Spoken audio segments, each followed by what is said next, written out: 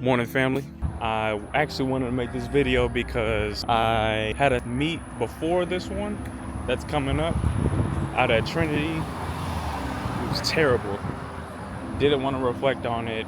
Didn't want to show you guys the ugly, but then I felt like I'd be holding out on y'all and I just didn't want to do that. But I wanted to show this authentic journey.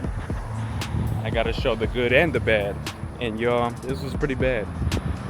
It got bad to the point where I told myself something needs to change. All 6 of my jumps were just poo, man. I was having trouble finding the board because each rep I just kept getting faster and faster. I mean, it happens. I just feel like it's been more of a problem this year specifically since I've been getting back in like competition shape.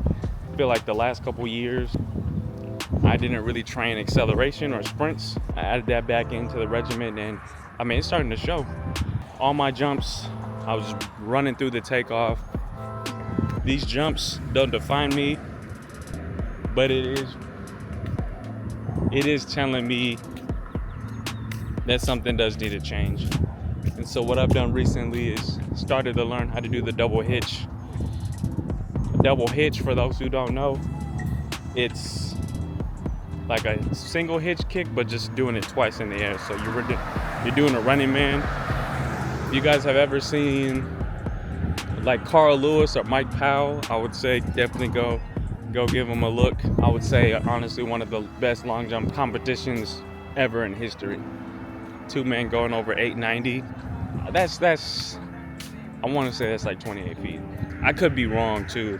I'm put it up right here, but the point was just to give myself something to do while I'm in the air. That way I don't over rotate or just go straight into landing.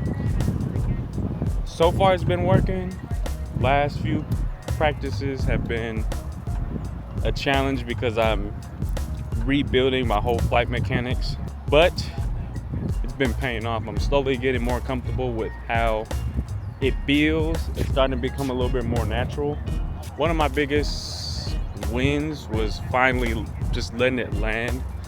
I have a tendency to be a little bit of a perfectionist, which will bite me in the butt. It helps me in times of making sure that I'm executing at a high level, so I want to be as efficient as possible. However, when just trying to complete a rep just to get the sensation, I could put myself in a thinking trap. So just being able to break through and start landing, even if it's ugly, huge win. So I'm looking forward to putting that together when I go out to Cali. I feel like another big takeaway was that I actually took all 6 of my jumps.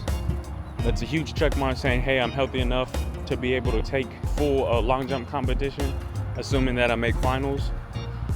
And then coming out healthy, I'm injury prone. I tend to, bring a lot of energy, a lot of momentum, a lot of strength. Then sometimes I can overdo it. As well as being in Texas, man. Texas, it gets hot. Let me know which state is the hottest, all right, or what place in the world is the hottest.